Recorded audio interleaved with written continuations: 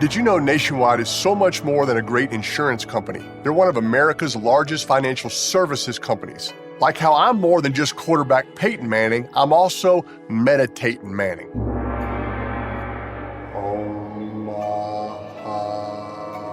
For your insurance and financial needs, Nationwide is on your side. Nationwide Investment Services Corporation, member FINRA, Columbus, Ohio.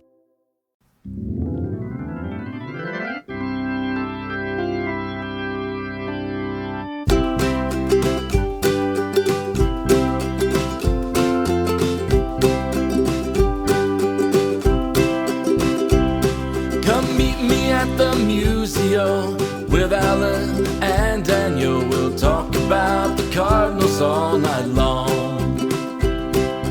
Everyone come gather round, listen to your favorite sound. We'll talk about the Cardinals all night long. We'll talk the games and all the rest, about the team that we love best. We'll talk about the Cardinals all night long. We're gonna talk about the Cardinals all night long.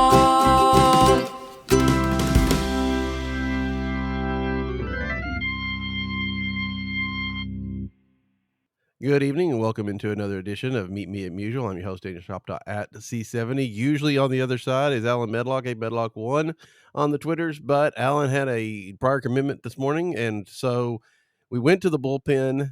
I don't know if I consider our good friend Alex Crisafulli like the closer, because the closer can come in at any time. I think, Alex, you were like the early version of Giovanni Gallegos. Remember when Giovanni would come in like all the time with the bases loaded and, get the Cardinals out of jams? It's been a while, but I feel like that's what you're doing for us. Well, thank you. I just assumed I would be the person who got the team into the jam in the first place. But just by whatever I happen to say. But I'm glad you used that analogy, because at the end of this, I assume I'm going to remember a guy like we did on the Gateway to Baseball Heaven podcast. And I'm not going to give away any clues, but I will say he is a relief pitcher, mostly a guy who came in for long relief. So that's a little sneak preview for later. See, now people are going to want to stay tuned. Either that or they're going to That's right. fast forward to the end of the show. I don't know, one of the two. But anyway, I just said Alex. I think everybody knows. This is Alex Crisafulli, Alex Card 79. He's been on here a number of times. Like you said, Gateway to Baseball Heaven not too long ago with me. He's often with the Cardinals Off Days guys. He was the legendary co-host of Chirps. I mean, Alex. I feel like we've given the introduction. And I will say, and we didn't talk about this on Gateway, but you've been I wouldn't say out of the podcasting game because you filled in, but you've been out of the regular rotation for a while. Do you miss sitting down every week talking about the Cardinals, or is it kind of a relief, especially after the last couple of years? I would say both. I miss talking to Tara once a week. Mm-hmm. I miss being more knowledgeable, because, and this was more to do with the writing, I would say. When I was writing about the Cardinals, I really felt like I knew a lot more about the team than I do now. And I consider myself someone who knows a lot about the team right now. But when you're writing about the team, you really need to know what you're doing, because unlike a podcast, that's going to be stuck, on a web page, maybe not forever, but possibly forever, and definitely a very long time. And it's easy to make a mistake when just you and I are talking back and forth, because you don't know where the conversation might go. And almost every time I'm on a podcast, I will say something, and then if I happen to re-listen, I will be like, I would have said that slightly differently, or I think I accidentally, said that wrong. I'll give you an example. I used Milt Thompson, right, as the guy I remembered. And I think at the end of that, I said, like, it's pretty remarkable even when he played to have so few strikeouts as he did. And it really wasn't like he was not like Tony Gwynn or anything like that. He was pretty average with that stat. I think I was thinking better than average, but nothing remarkable. Right. I think I forget what the percentage what his strikeout percentage was. But when you're thinking in like 2024 baseball brain, it was Yeah, pretty right. it was impressive. But back then, it was good, but not quite as good as it would be now. But those are the things that can happen when you're just talking back and forth that don't happen when you are actually writing something down in print, and then you're like, hold on, let me corroborate that real quick, because you don't have time to do that when you're talking.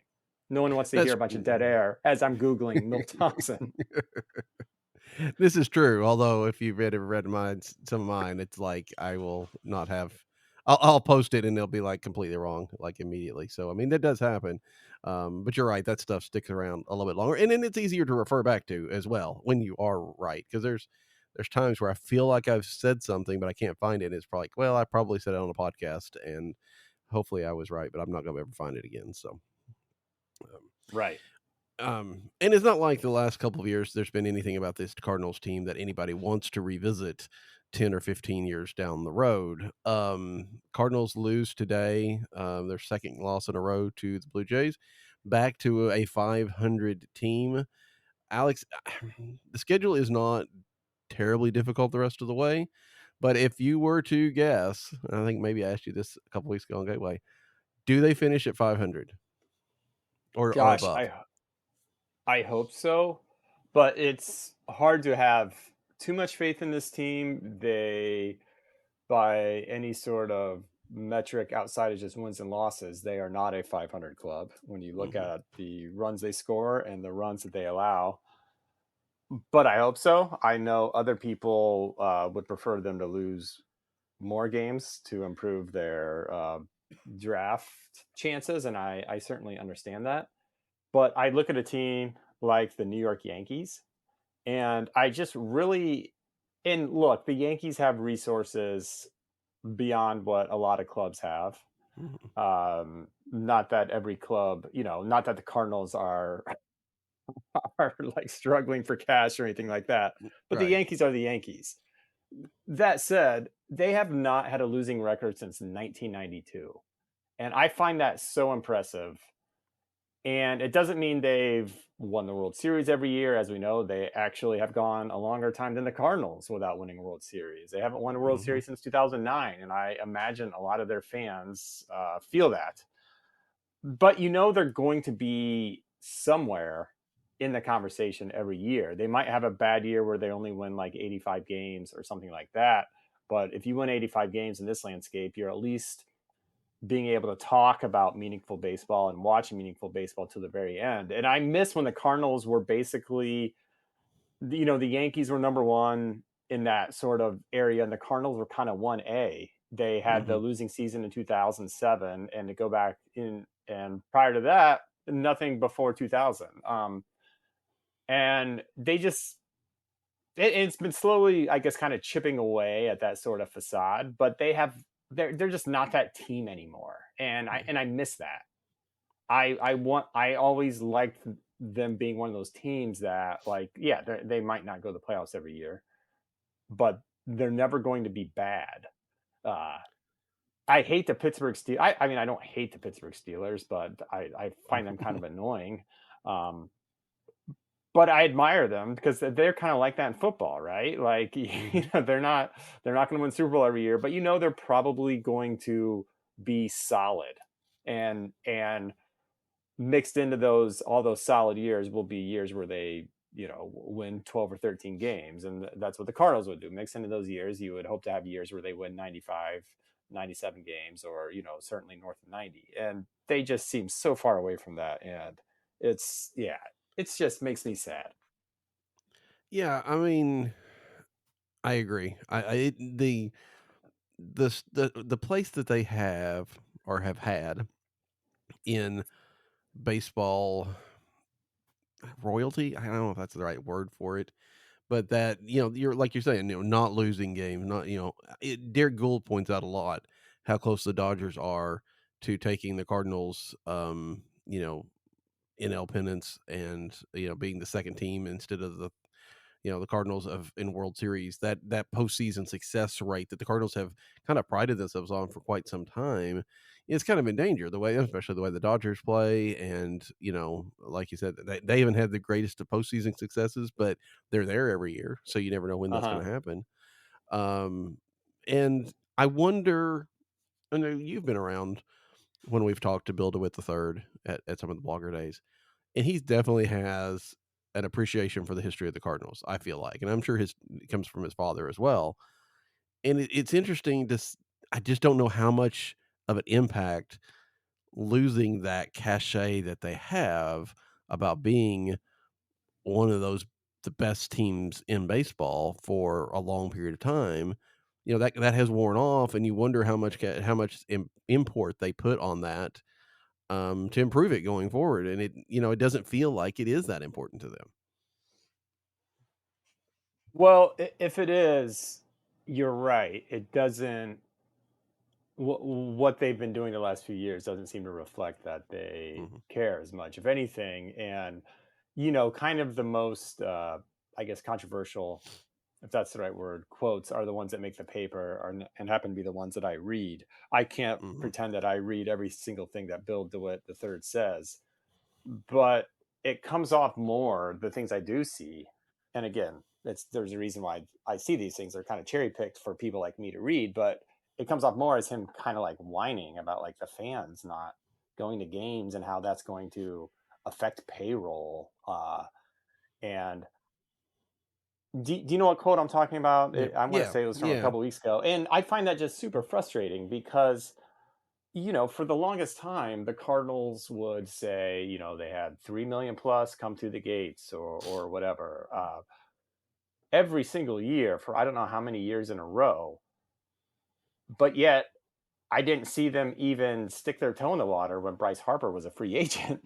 mhm, So right, if while attendance is there and you're not at least like kicking the tires on high end free agents, then you don't really get to complain and say, well, if you're not coming to games, then that's really going to affect payroll. You don't get to have it both ways like that. And right, you and I both know that's never a cool. You're never going to come off well making a comment like no, that.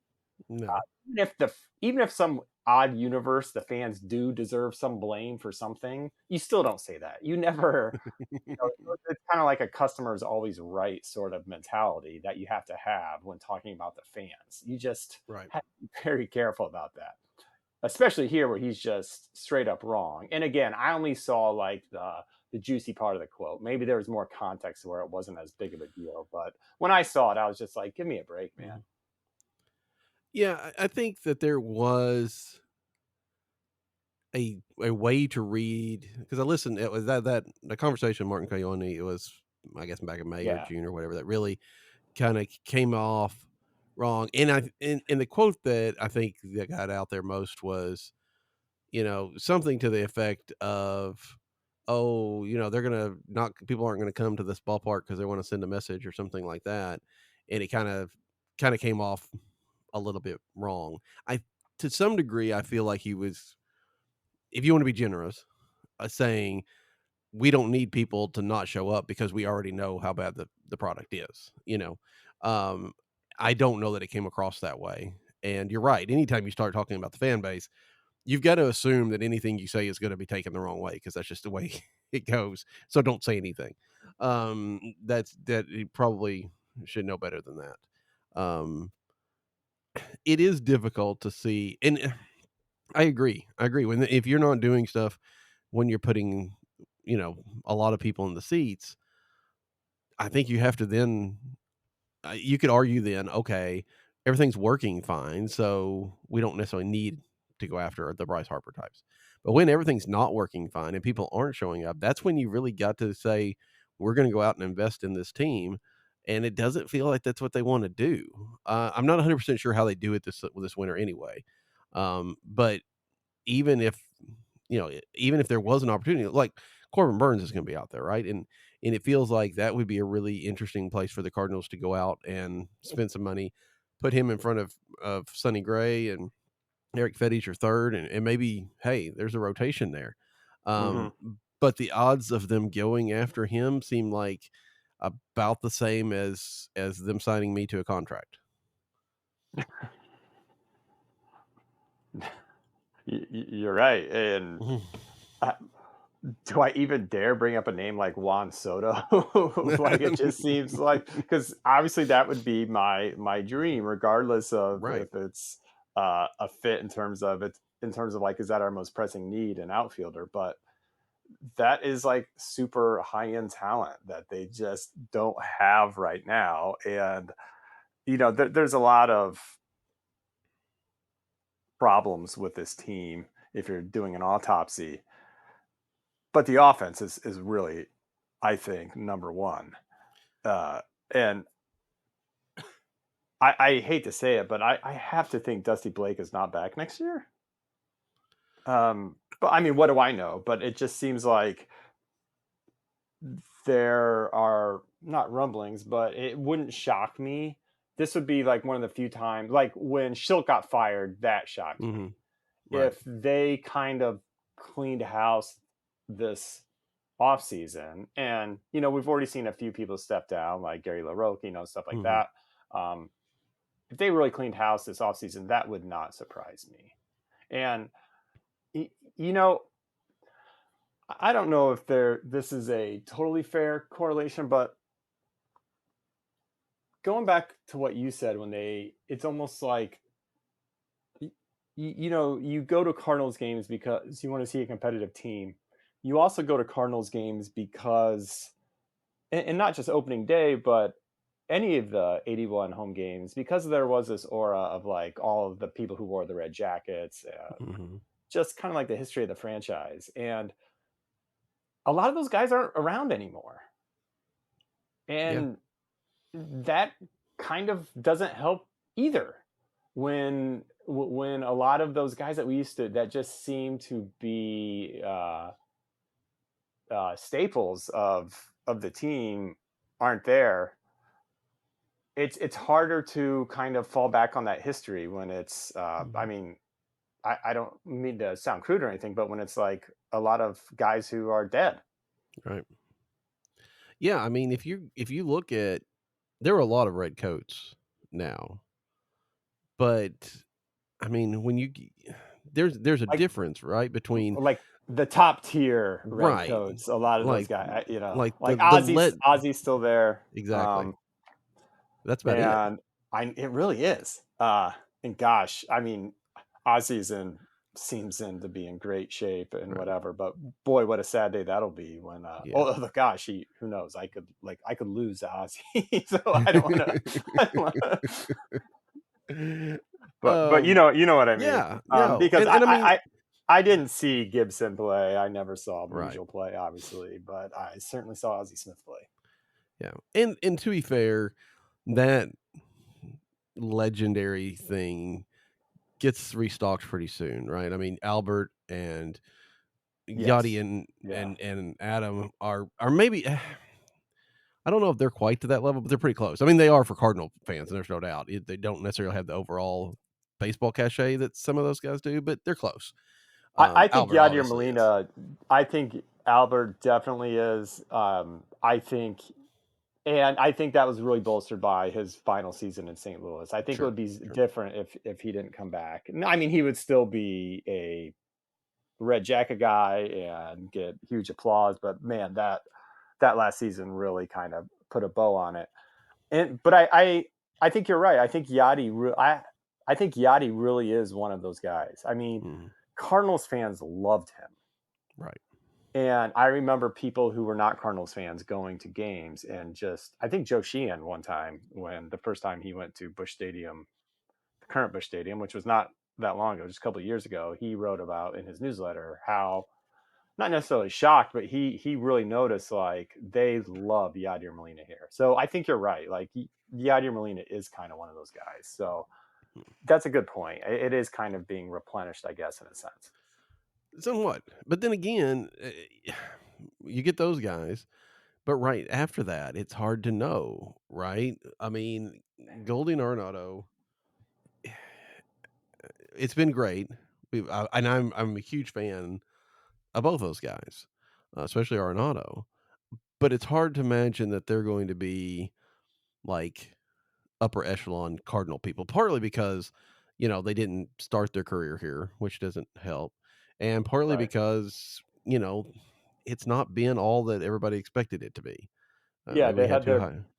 they certainly had good years here, but they probably had their best years in, Arizona and Colorado, Right. respectively. But you bring up a good point in that it's like the team, went from Stan Musial, and then you had Bob Gibson, and who overlapped with Lou Brock, Lou Brock Mhm. retires, and there's a few years, and Ozzie Smith joins the team. You always felt like, to your point, that this was constantly being, to use the word you said earlier, replenished, because there's always one of these guys in or around the club. And yeah, I don't know who that person would be on the roster right now. Yeah.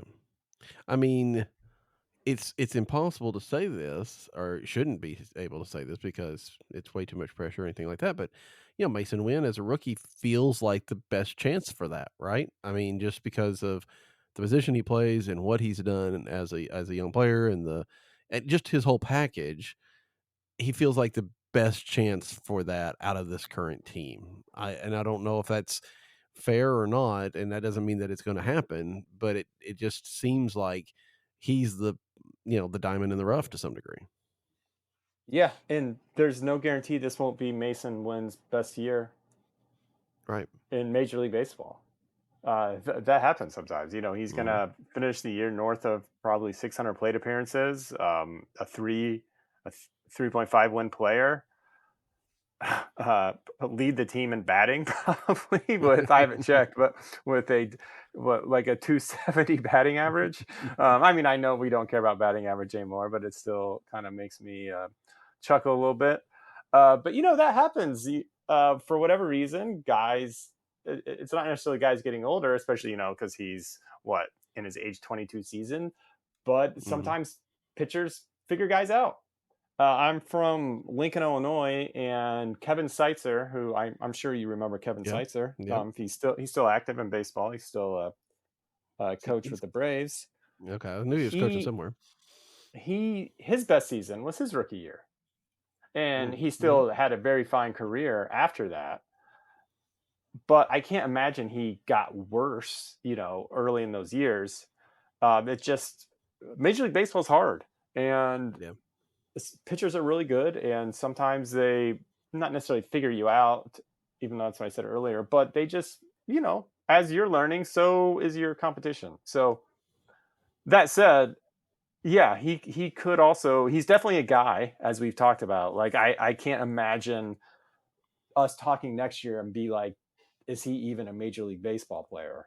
I feel Right. confident Right. that he is definitely a dude, if you want to put it that way. Mhm. Uh, so I certainly hope that he can kind of take the next step, which is like be, an all star, which it's very easy to be an all star with this roster when every team gets an all star. But, I mean, like an actual all Right. star caliber player where, you're getting butts in the seats because they want to see Mason Wynn, and you're seeing Mason Mhm. Wynn shirtsies around the stadium and stuff like that. So that would certainly be nice to see. Just to do that fact checking thing that we said we don't do on shows. Yeah. Mason Wynn is currently tied with Alec Burleson and Brendan Donovan at 271 for the team in batting Oh, average about oh, that. among people that are qualified. Well, So there you go, Cardinals fans. We have something to watch for the last couple weeks. it A is team batting race. that's right. And I mean Donovan and Wynn are exactly tied. They both have 145 hits and 535 at bats. Burleson Oh has my. 137 and 505, so he may be slightly ahead of them. I'm not going to divide it out because that isn't great radio. But but yeah, so there you go. I know that what was it? It was a few years ago. You were going to keeping track of was it Paul DeYoung's batting average that lasted like about a I month, want to and then he say, after like the first 3 weeks, this is when Tara Nichols and I still want to say Wellman, but Tara Nichols of and course. I were doing the Travis podcast. I want to say after like 3 weeks, Paul DeYoung was like second in the National League in batting. I don't remember what year this was, Yeah. obviously several years ago, and there's a good chance. I wish I knew exactly what year it was so I could go look at his final batting average, but there's a good chance he ended the year batting like 235. I really don't know. Meaning it didn't. I think by the time the next week rolled around, because I think what I said was, you know what, I'm gonna like do an old school thing and get into a good old fashioned like NL batting race. And 1 week later, I was like, all right, so much for that. Yeah, it was. I do remember that, and then I think it was like we were chasing RBIs or something. I don't remember what Well, exactly, but speaking of not so impressive stats, remove Wilson Contreras from the equation because he has not been active for a while. mhm. I just now pulled up the Cardinals Fangraphs page. They don't have a guy slugging over 433, which would be Alec Burleson. Yeah. Wilson Yeah. Contreras is slugging 468. So they don't have a guy even sniffing 500. And boy, does that kind of, I mean, I don't want to say that's the microcosm of the season right there or whatever, Right. because there's, again, lots of issues with this team, but that has certainly been a glaring one. And I think is one of the reasons why I could see Dusty Blake getting the, as Ben Godard put it a couple of years ago, the Darth Vader, you've been dismissed treatment. I do think we have to. Dusty Blake is the pitching coach, so it's Turner Ward that's your batting coach. So I mean, not that Dusty Blake won't get cut. Why did you cut? Of course. Why didn't you jump in earlier? I knew. You ever say something and you're like, that sounds right, but something doesn't quite sound. It's not rattling off the tongue like it's supposed to. Well, there you go. I'm glad you corrected me. You said it earlier, and I was like, maybe I missed you know something what? here. Maybe you're talking about the pitching staff, Yeah. and I missed it, and then so yeah. That would be a DeWitt move of like, well, I'm not saying DeWitts are they're not compared to in their company, they're not the cheapest when it comes to MLB managers. But I was about to make, MLB owners. But so let's just make this an overall MLB owner joke of here's a good way to save money. Let's have the pitching coach finish out the year as also the hitting coach. But yeah, you know what? Dusty Blake might get that treatment too. So it's possible. Yeah, I think you're right. The offense is a huge issue, and I'm just not sure exactly how you fix it. Right? I mean, besides getting Monsoto or something of that nature, which would, again, we've ruled that kind of out. You look at this team, and it's a lot of young guys that, and we've seen what happens when the Cardinals give up on young guys, but there are also guys that are going to be there, right? Unless you're making some sort of trade or something like that. It's almost like they have to improve the talent they have because they're not willing to give up on a Gorman or a Donovan or a Walker yet. Those guys have got to play, but if they don't develop, then they're kind of stuck. Yeah. We can. Do you think Jeff Albert wants to come back? Probably not. I don't think Twitter's gotten any better. What about Buddha? Where's Buddha at these days? I don't know. That's a good question. Of course, I'm calling him by his nickname because I'm gonna butcher his last name if I. Badeska? Was that what it was? Yeah, I think so. Yeah. Badeska. I haven't heard. In fact, I want to say, did he get another job? For some reason, I think maybe he didn't. I don't know. I do remember being surprised when he was let go because he seemed very popular with the players. But again, that was kind of. I think, correct me if I'm wrong, but that was kind of when they were trying to overhaul the whole system in terms of how they were going to approach hitting. So it did kind of make sense. Yeah, because I think he went right before Jeff Albert came, right, and that's in that time when Albert was going to do a lot of the transition. Well, I will say I think we have diagnosed a problem with this team if in fact Dusty Blake has been teaching them hitting as well. I mean, they are hitting a lot like pitchers. There's no doubt about it. So. Maybe that is the problem. So, but yeah, it is frustrating. I mean, It is. I mean, it'll be interesting at the end of the year. Maybe I'll get into it or something, but it feels to me like it's more likely that the Cardinals will have 3 or less hits on a night than it would be if they would have 3 or more extra base hits in a game, right? I just think that if you were going to say they're going to do one or the other, you're going to say they're going to get shut down because that seems to be fairly regular. Yeah, and I think that's a prediction you can kind of make across the board in baseball right Hmm. now. Yeah. We're making fun of the Cardinals, and again, I hate giving this disclaimer every time. Yes, we know batting average doesn't matter like we all thought it did in the 80s. But I think if you looked at, who's leading the NL in batting right now, and what are they batting? Like 305? Well, it's Luis Arraez at 320, Okay. All right. but there are a total of 9 eligible batters that have a 300 or better average in the major leagues. Oh my God. Okay. So, that used to be like the benchmark. If you hit Mhm. 300, then that was kind of a good year. A really good year. And, like Tony Gwynn used to fall out of bed and bat 350. Uh, he had that year where he led the National League. I want to say it was 88. In 1988, he led the National League with like a 313 batting average. Um, do you remember that year? And that was the year Something like yeah. people were like, "Nah, we're not doing this. Let's tinker with the ball." Yeah. Let Yeah, me. and then I'm the looking. yeah, and I'm looking this up right now. It almost makes sense. It was 86 since 87 was the it year would. like the ball Right. was juiced. But I for some reason I want to say like it's 88. So maybe it was like a reaction to.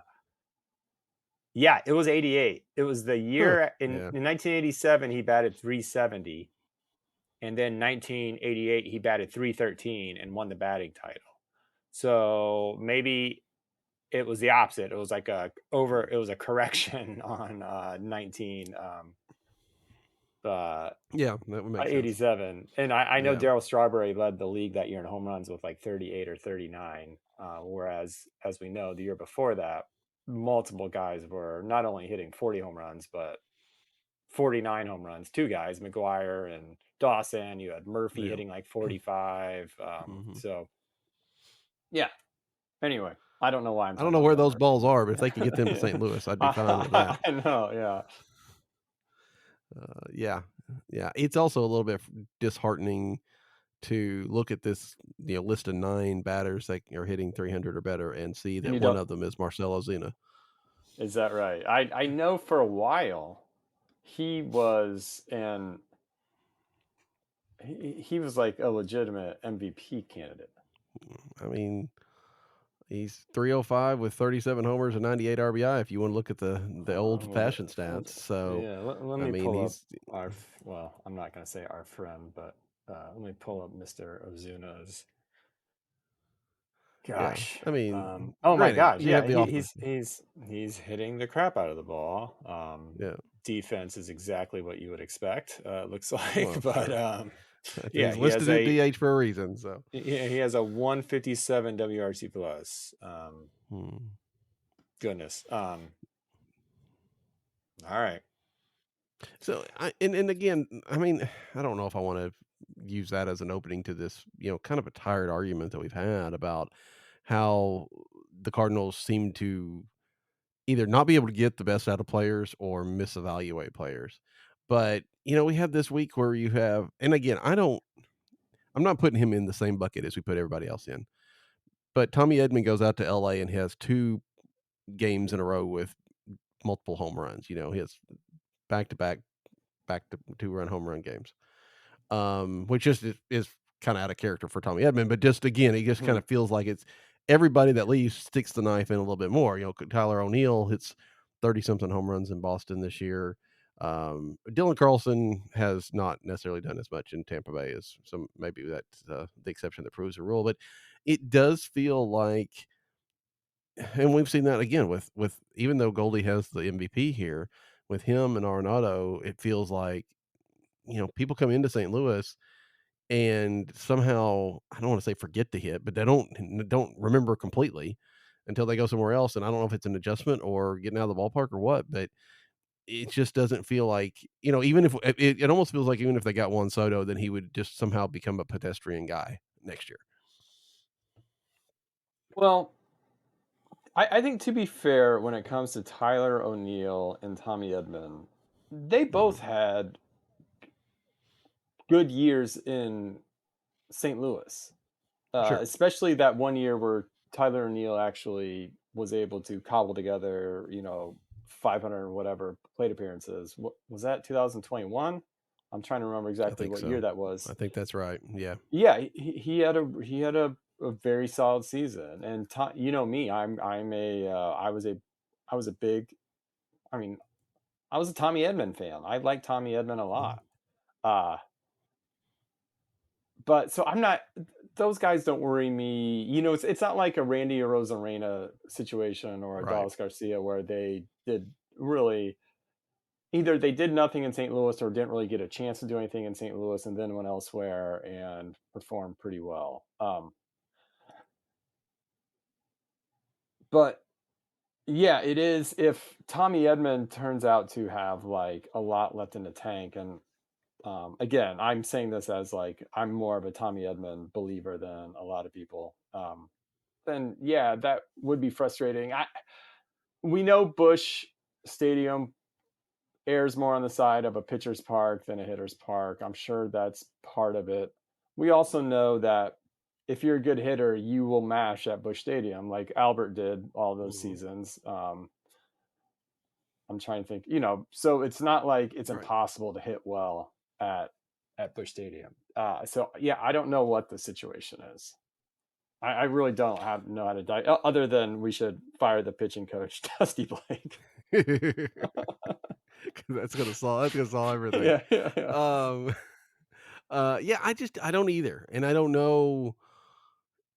I don't know. I mean, it doesn't. It's very weird though, and I don't know that it's a current thing. It feels like there's been times in the past you kind of got that. I mean, you remember.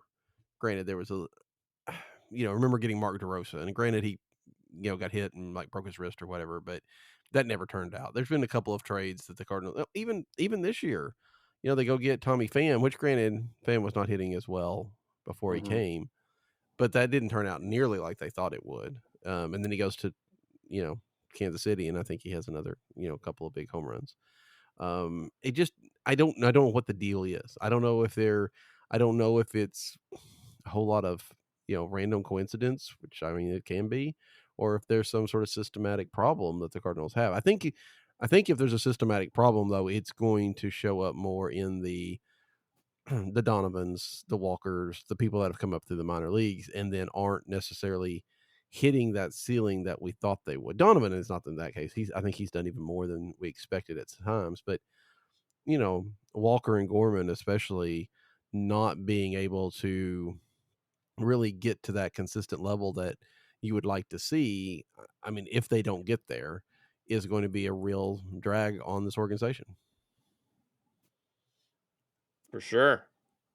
And speaking of guys who are no longer with the Cardinals, this is not necessarily an example of a guy who went elsewhere and, mashed and didn't do well with the Cardinals. And this is just a guy who's no longer with the Cardinals. And so I'm changing the subject a little bit. But why is Colton Wong out of baseball? Was there ever a reason? Or was he just like, I'm good, I'm retired, I had about a nice 10-year career and it's time? I think so. I mean, I just I, don't know. I mean, I know he was Y- pretty bad last year, but Yeah. that was still on the Well, heels of him being pretty good in 2022. I'm trying to think. I thought he was in somebody's minor league, and then he got released from that. And Okay. I think And that it just became oh, that okay. point in time All right. where he wasn't getting the offers. I don't think Yeah. it's he wanted out necessarily. Surprised me. He's still in But his early 30s, I yeah, would think. Yeah. um, I'm looking.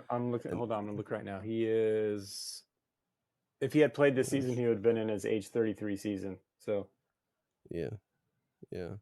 But I mean, in the 2 years in Milwaukee were not bad. Um, but 2023 was rough for him in yeah. Seattle. The limited time he had with the Dodgers seemed to do all well. So you would have thought that Mhm. somebody would have given him a shot, but that is also baseball now, right? You get into that mid 30s range, and if you're not Yeah. it's difficult to go find a job if you don't have a contract that covers you. It's a tough life out there for kind of like the middle class guys. I'm trying to think of. I feel like the same thing kind of happened to Jed Jerko, right? He was here Yeah. and then he was gone. Yeah. Yeah. I mean, and traded for a guy that never played for the Cardinals. So it Remind me. Tony Cingrani that was hurt Okay. when they Yeah. traded for him. It was more about getting the money to work or something like that, and they basically just gave Jerko to the Dodgers. And Cingrani was a free agent at the end of the year and filed and never actually pitched. That's Um, right. Jed but Jerko played in you I'm sure you remember this, but in that COVID year, played with the Brewers actually and hit pretty well. He actually yeah, slugged over if he slugged 504, so he would have led the Cardinals this year in slugging. And the next year he was out of baseball. He hasn't played since the COVID year. I mean, it is sometimes weird how people just kind of drop off. Yeah. Colton actually was in the Diamondbacks minor league system earlier this year Okay. and was released at the end of May Interesting. and Okay. just never That's caught on again. He was doing, he's about average. It looked like maybe a little bit below average at AAA this year, so that may have been part of it. And I mean, it's also a guy that could get a minor league deal to come to spring training next year. But there are times where those guys just don't ever happen. I always think about it's not the same, but for some reason there was a stretch there where if you came to the Cardinals, that was your last team. They traded for Larry Walker and he, retired after he was done. I remember Chuck Finley coming over and he never went mm-hmm. anywhere else. Tom Will Hinkie came Clark. over for a year. So Will what? Clark. Yeah, Will Clark. Number of guys that just kind of came in, and then even though they played well enough, they never went anywhere else. Just kind of retired, and that's could be kind of what he does as well. At worst, he goes home to Hawaii. So I mean, it's not too bad. No, it's not bad at all. And you have a 10-year career like that, or however, I want to say he probably grinded out at least a 10-year career. And you think about the grind that baseball puts on you. They're not just at the stadium for 3 hours a night. They're several hours before the game, few hours after the game, just getting cleaned up and talking to the media if they have to, and then maybe jumping on a plane. That it's not a it's a Mm-hmm. I mean, these guys have it fine, especially the guys who are making a lot of money. So I'm not acting like it's a super super tough life, but it's not it's something where I could see burnout could be high. Like the level Yeah, of burnout it could come on strong. I could see in baseball. yeah. Well, I mean, you're separated from your family for Yeah, at least half a absolutely. year, Yeah, and totally. and the work that goes into it. Colton Wong actually has 10.031 years of service time, so he has just Okay. over that 10-year that they need to Yeah. have to invest in the pension. So I wonder if if he that went does into his retire, calculus of like, you know what? I need if I get another invite, do I need to go? Sort of yeah, thing. I bet it does. And Hmm. again, he released in May, and if nobody was biting, then it's like, hey, I'm going to take the rest of the summer off. And if somebody, maybe I'll try it again next year, and maybe I'll find that I don't need to try it again next year. That I'm good. So I figure Right. Colton's a guy that's can, if nothing else, if ever needs a little extra money, he can come to St. Louis and go to do a few card shows or appearances or something like that. Because I think he's still got quite a fan base in the St. Louis area. Good, he should. Yeah. He's a fine So player. yeah. So as we're getting into this last two 2 weeks, I guess. Is it just 2 weeks from today, I guess, or tomorrow that the season ends? Um, is there anything in particular? I mean, this there's no playoff games to watch. I mean, there's no hunt. Oh, Even I don't think even if they won out, I don't think they can make it. They're not eliminated technically, but they're eliminated. Is there anything in particular you're keeping track of to see if they do, if they do finish over 500, or how or what is the usage of players? I certainly want them to finish above 500 because I'm a giant dork. I'm gonna keep following Jordan Walker's uh, season. In I don't know if you saw, but he hit a home run today. I think it was his Mhm. third. Yeah. So I'm just gonna try and focus on that stuff. See how Mason Wynn closes out the year, um, because it's now kind of like the game within the game, right? Because a lot of individual players, even though the team's out of it, they still have reason to what? How many games do they have left? 14 games left. Should Yeah, about Yeah, 14, yeah. yeah. They still have reasons to play. Whether it's to, gosh, if they're already thinking about their RBers and want to be able to make a good argument if they happen to fall into an arbitration hearing or something like that.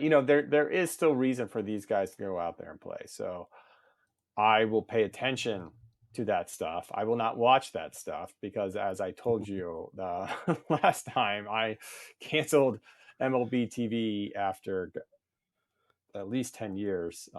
And I want to say I've missed it, but I just really haven't. Like, I got other Mhm. things going on.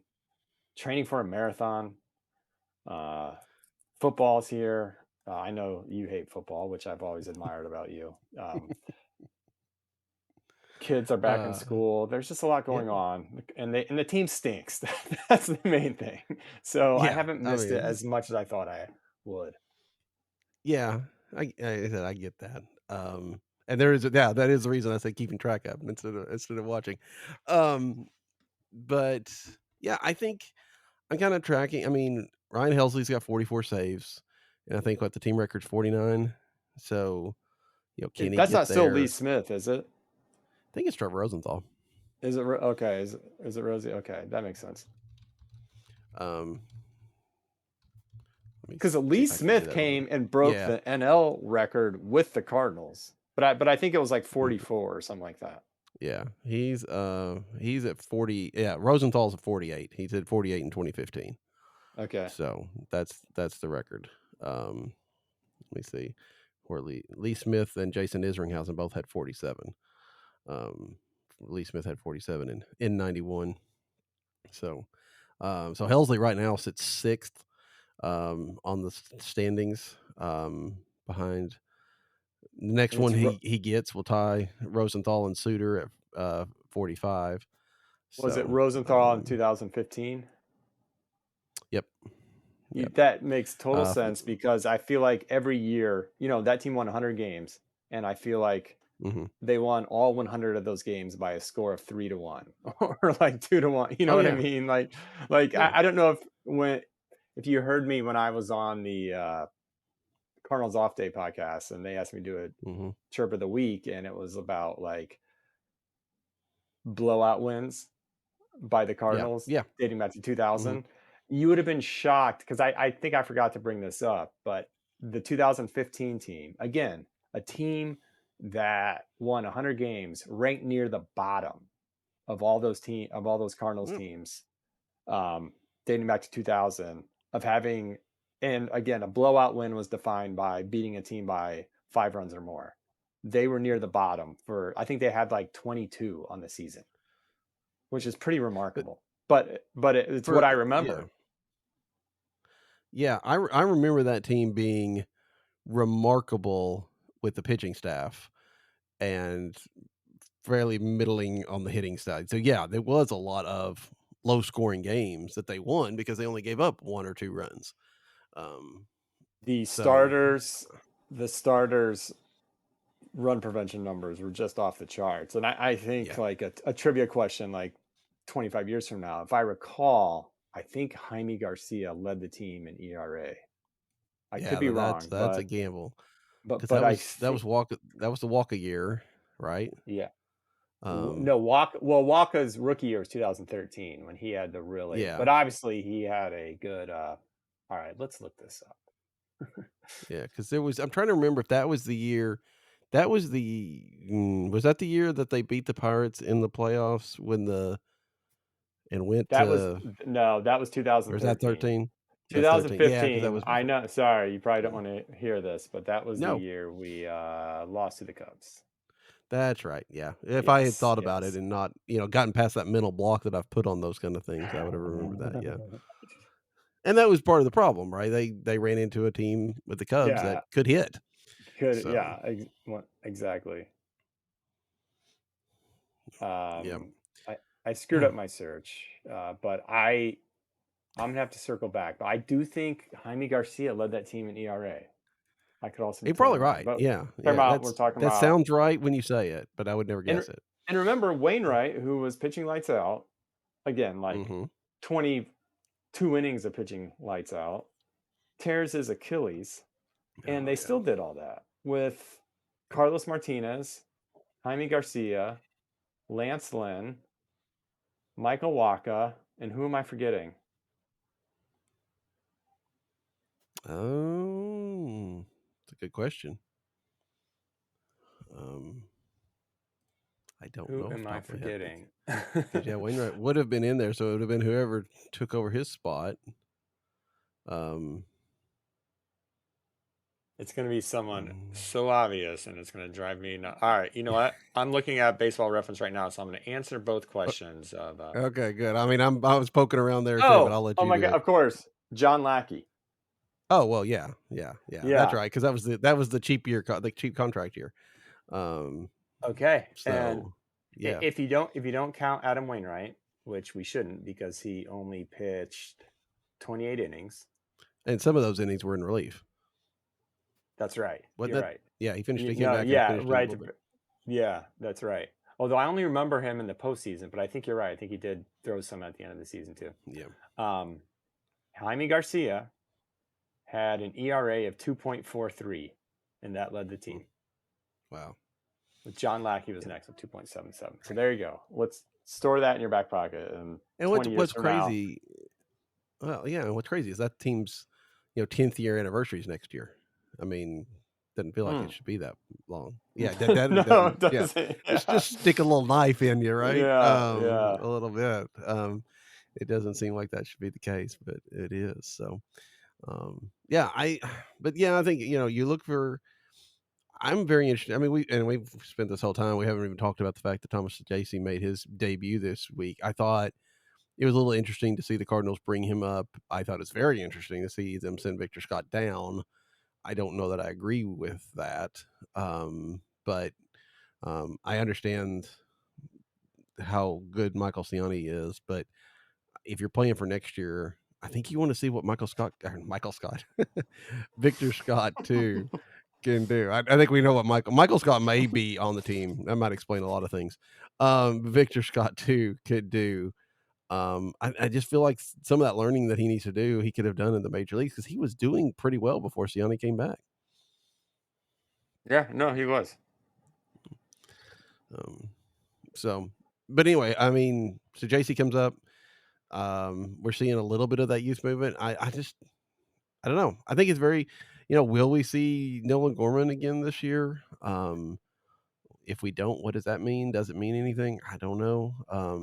I will say, and I love that it was like just a total flare, but I still love watching a guy get his first hit, especially when his Yeah, family's in the audience, as happened with JC.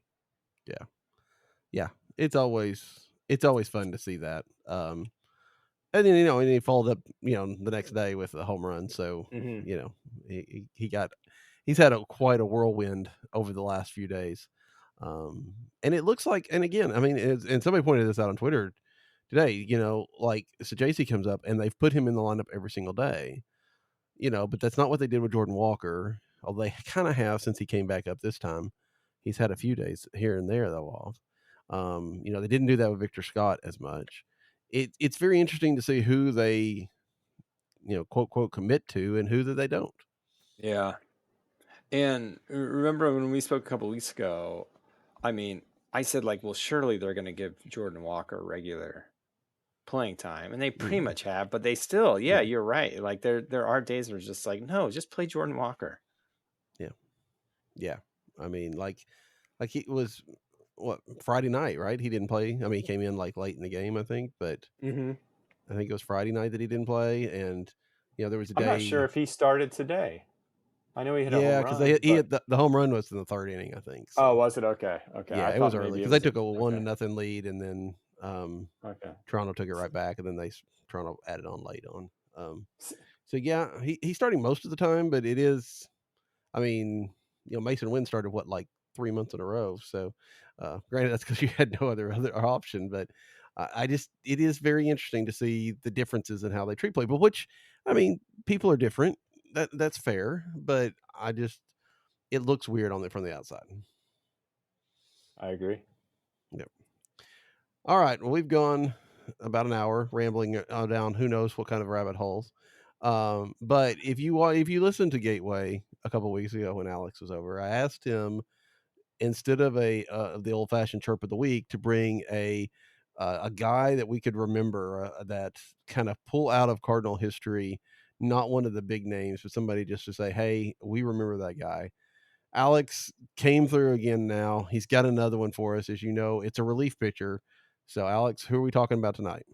All right, so if you happen to not listen to Gateway podcast a couple weeks ago, I was remembering Milt Thompson, as I mentioned earlier, I think, Hmm. in this podcast. And today we are going to remember long relief pitcher Frank DePino. Ah, yes, Surely you Frank remember DePino. Frank DePino. He is an honorary member of the played for both the Cardinals and Cubs Hall of Fame, wouldn't you say? Yep, yep. Because he played several seasons for both teams. He's not like a Jim Edmonds or a John Jay, where he only played Or 1 year, John Lackey. or John Lackey. Although did John Lackey play more than one season with the Cubs? I feel like he did. Yeah, we Did he only played not? like 2 seasons for the Cardinals. So, Yeah, I mean, yeah. But that's more than like what Jim Edmonds did with. true, true. Anyway, Frank DePino, again, he pitched mostly in long relief with the Cardinals. Think, we're talking about the 2015 team. Think of like remember Carlos Villanueva?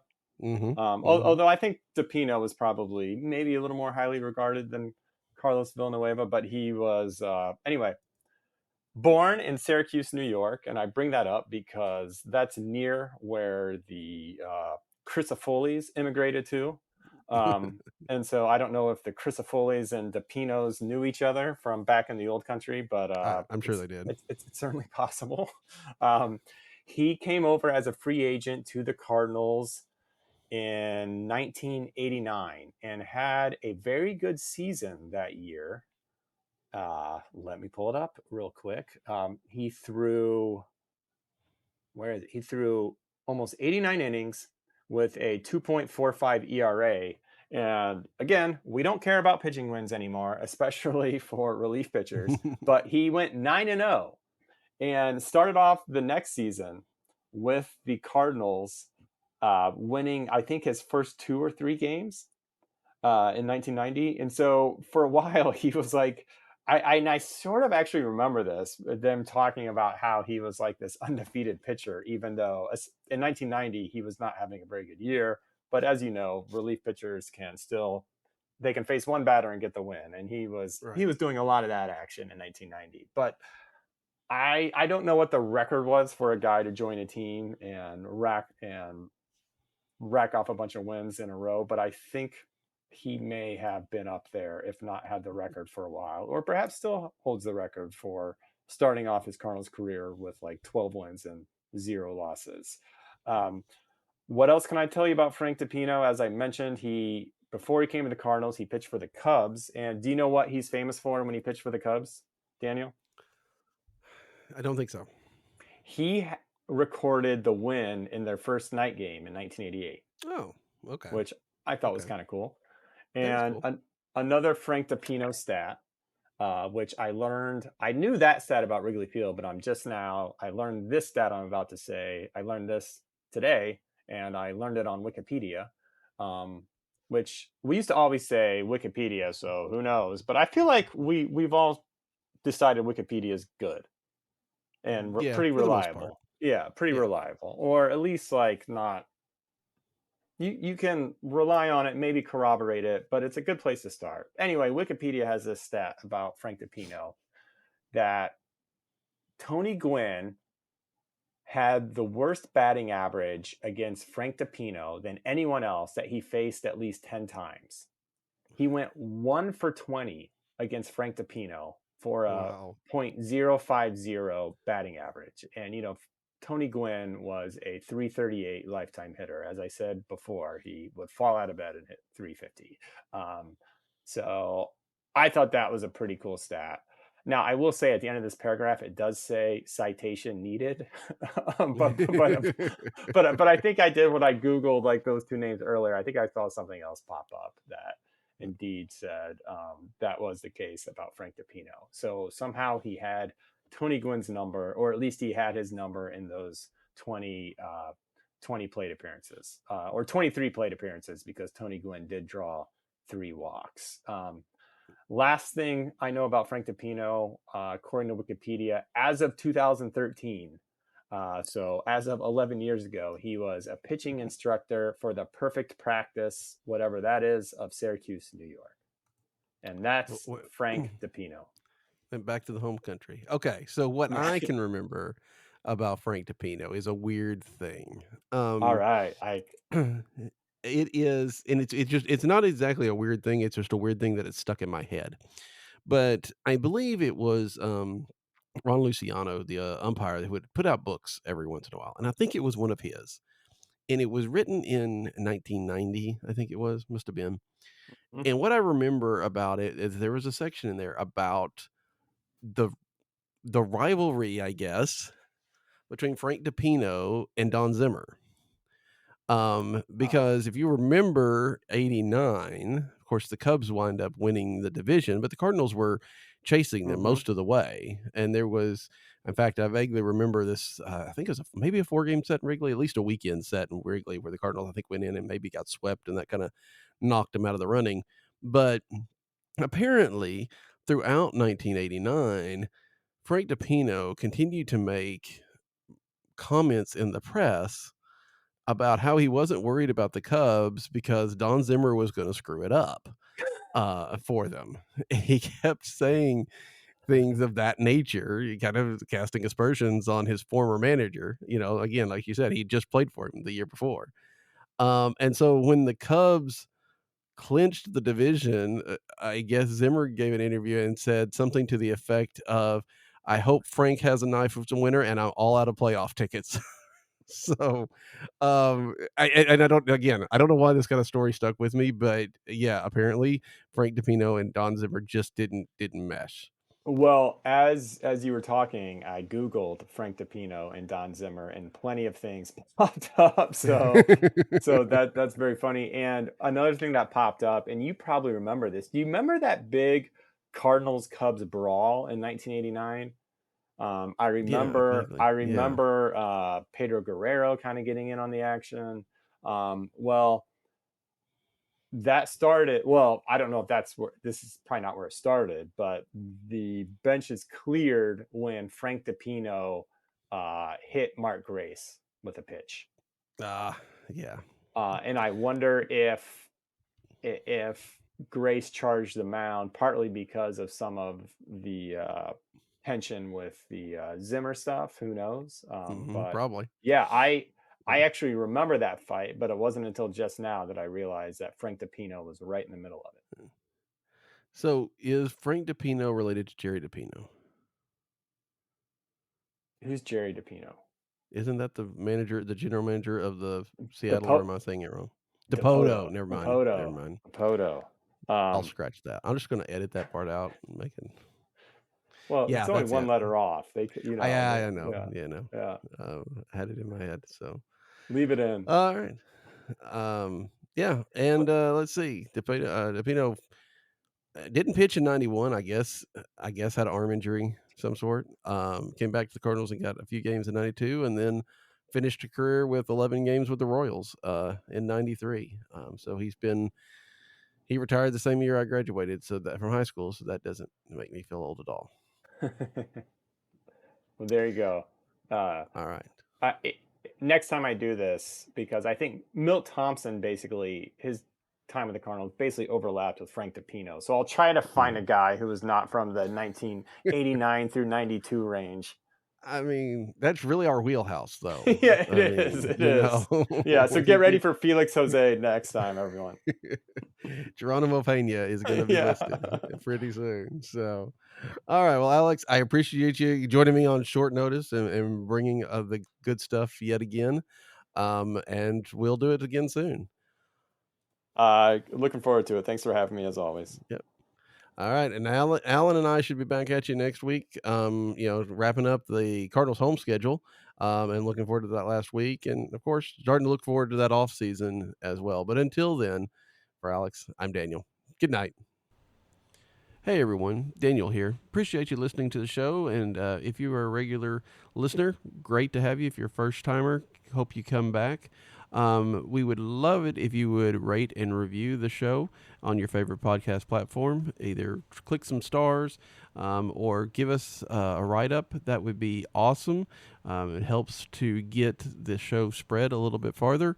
And heck, we just like the feedback. I'm going to be honest with you. So if you haven't done that, please do. Give it a shot.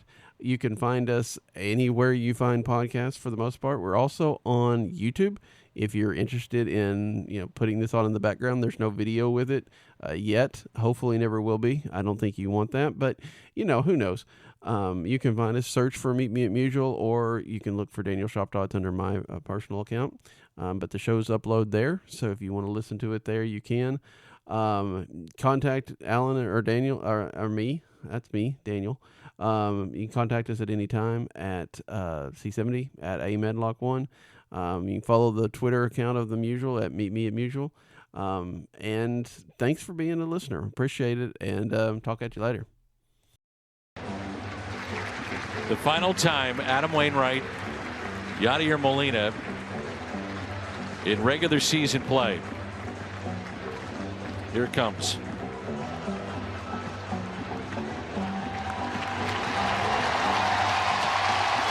All of them coming out. Three icons in franchise history, spanning over 2 decades. Excellence here with St. Louis, as Adam said to Yadi and Albert, you guys go first.